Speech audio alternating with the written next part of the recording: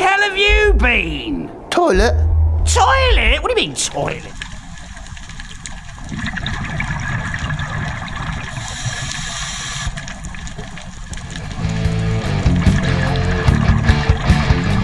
Welcome back, guys. Joe here again from Their World Aquatics, and we're just going to give you a quick update on the 1,000-gallon tank. As you can see, it is looking a little bit different. So Chris is actually here with me right now, and he put the trim on this thing, and we did go with that one we picked out earlier in the last video, and man, does that look good. So he just finished installing this just a couple days ago. So now that it's on, I came home from work and I turned the corner and I'm like, oh my God, that looks awesome. But the first thing I noticed is the fact that I screwed up. He didn't screw up, I screwed up. And I don't know if you guys can catch this or not, but on the top of the tank, you see the tapered end of the drywall where I should have had it completely 180. That should have been a butt end. Instead, I put the tapered end down right here. So if you look closely, you can see right there, the drywall's got like a 15 degree, I think it is 15 degree edge right there where two pieces of drywall would come together, and that's where you would tape in mud. Well, as you can see, I messed up. So now it's like, okay, well, what the heck are we gonna do now? So we've come up with, even though this looks done and it looks great, I've got no choice. And I wanted to keep this simple. I didn't want to get all fancy with the trim, but now unfortunately we have to get somewhat fancy. So now we got to put on more trim to cover up this area right here. It's about 2 3/4, almost 3 inches, where we need to put a piece of trim on the top, which now is turned into, okay, well now we got to go across the top, down this side, and over here on the left, we got to go through here and down. We're not going to put anything on the bottom because we don't really need to. So, long story short is we have to add more trim. The other thing I want to talk about real quick is these doors. Well, they're not doors. What would you call them? They're just covered access panels. This is simple and to the point. Let me turn a light on here. There we go. So he just came up with these panels and kind of kept it simple. Hold that camera. I'm going to pull it off real fast. Bring that camera over here. So this is called a French cleat. So what do you got, like a 15 degree bend or something? About a 30 degree angle. So literally this angle right here is catching this angle right here. And it's as simple as that. So instead of using doors, where obviously we'd have the hinges, and then like you were saying earlier, the alignment of the doors. This makes it so we have full access to the inside of the filter. Now we're probably going to paint this white to match up with the inside over here, so that when I'm underneath the stand, you know, working with the filter, this will be bright white. Plus, it's going to seal it, because in time, I know what's going to happen. This possibly could be sucking up water, and we don't want that. So this is going to go white, and then the outside, we're going to paint this chocolate brown to match the front of the stand. But it's just a matter of just picking the whole thing up, kind of lining it up, and dropping in. So that's it. Looks pretty good. See, we've got a couple new victims in the tank, and they're loving it. So we've got a couple of damsels. There's an Atlantic blue tang. There's a domino damsel in there, and just a couple other ones that I don't want to say they're guinea pigs, but they're guinea pigs. But the good thing is everything's rolling good. There's no issues. Everything's within the proper parameters, and it's time to start introducing a couple more bigger pieces. So we did do a saltwater rescue. I got a call from Ohio Fish Rescue. Josh sent me a text and said, "You're up." And we're talking about that thing right there. Now, she has been in quarantine for probably 3 weeks now, and no problems.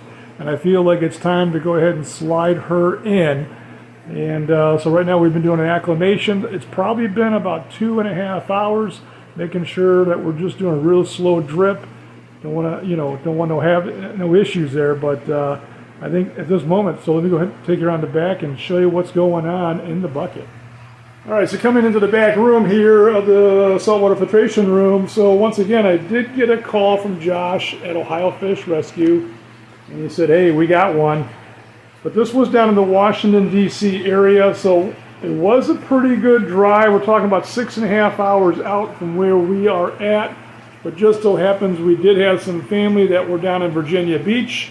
They were down there for about 10 days, and they said, hey, on our way back, we'll grab it. So special thanks, obviously, to their wife, Julie, John, and Nicole. And they slid through the area and met up with the gentleman and grabbed Pearl. And Pearl here is a spotted bamboo shark, still a baby, about 16 inches, and she is about ready to move into a pretty good sized tank. So now this shark was actually in a 90-gallon aquarium, so when we heard about that, it was like, oof, yeah, we better do something about this. So we talked with the gentleman, we made some arrangements, and like I said, within a matter of 10 to 15 days, everything just kind of worked out perfect, and they grabbed Pearl on the way back from Virginia Beach, and it was over there in the Arlington area, right outside Washington, D.C., and close to Virginia. So once again, she is acclimating, and I think we're about ready to go. Been here for about 2.5 hours, and let's go ahead and slide her into her new home. Big difference from a 90-gallon tank. All right, and there's Pearl. She's been released. Checking out the new conditions.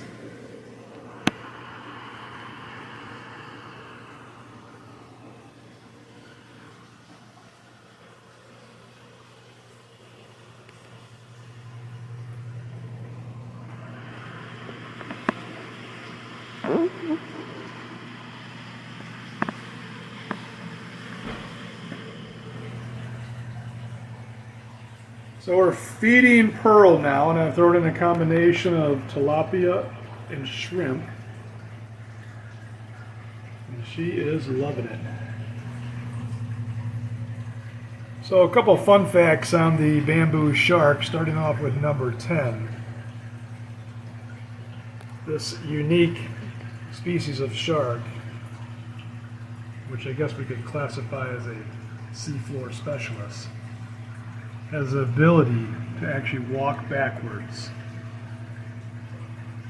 on his pectoral and abdominal fins.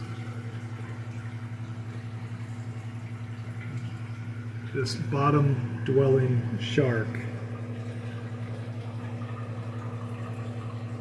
is unlike others.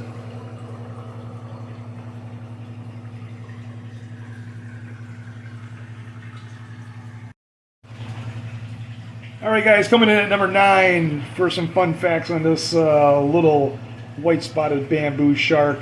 If you look close, they've got little whiskers right there on their nose, and that actually helps them search for food out in the wild. And if you look even real close, kind of like most sharks, they actually have electroreceptors right on their snout. And same thing, that helps them locate prey that maybe could be buried in the sand or in the mud.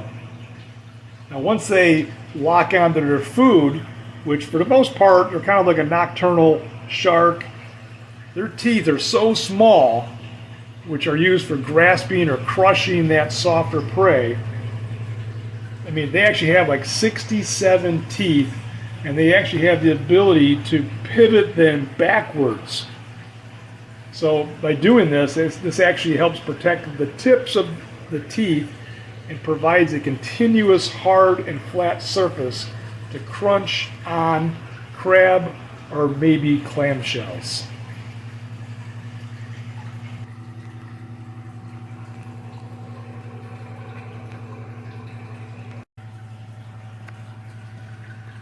Another fun fact, which is number 8. If you look closely behind the back of their eyes, and just above their mouth, you'll see a hole.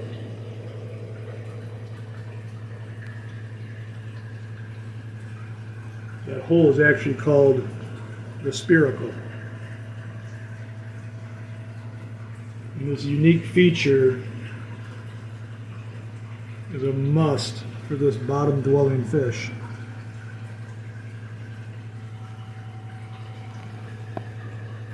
It gives them the ability to breathe in clean water just above the seafloor.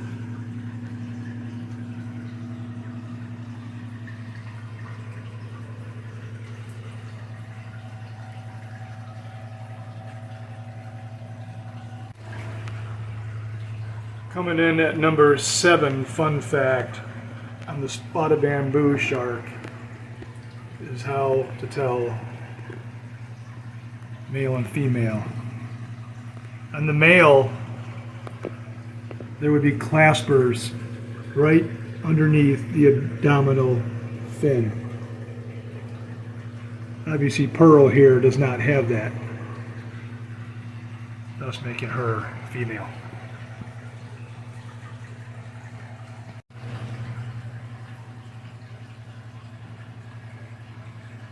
Coming in at number 6, the bamboo shark can produce upwards of 2 eggs at a time. Now, a lot of egg-laying sharks, it's between 6 months and a year. It's not fully proven yet on exactly how long it takes for a bamboo shark, but it's somewhere between 90 and 120 days.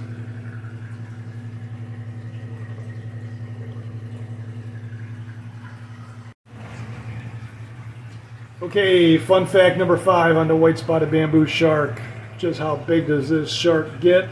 Males are roughly 1.5 to 2.5 feet, where the females can go all the way from 3 to 3.5 feet in length.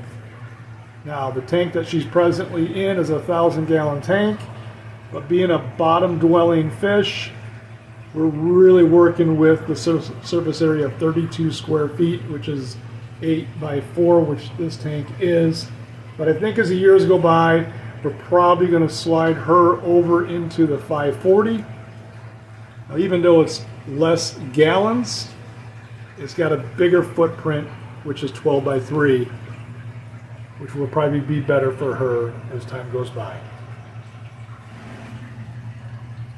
Fun fact number 4 on the spotted bamboo shark.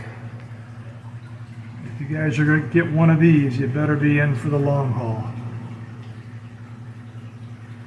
These guys can live up to 25 years. And if you're going to do it, you better do it right.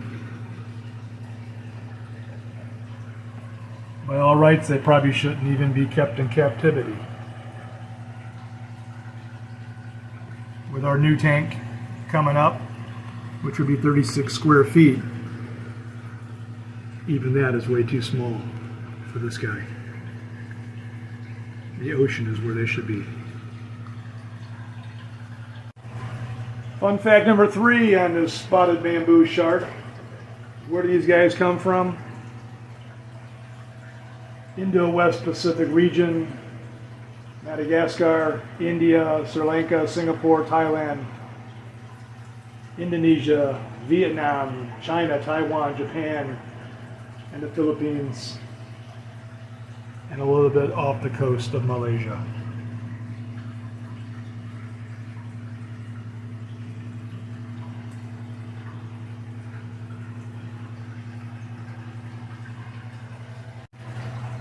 All right, fun fact number 2. How fast does this guy grow? Well, definitely within the first year, you can get 12 to 16 inches in length, and then after that, expect 2 to 4 inches per year of this little girl right here.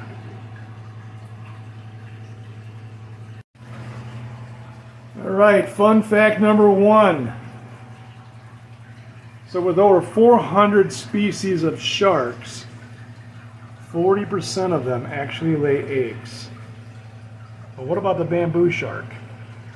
So there was actually a public aquarium in Thailand that actually had 3 females, and they laid 466 eggs in 1 year once. Another public aquarium in Australia had 6 females, and they had 692 eggs. That's pretty impressive for this little shark.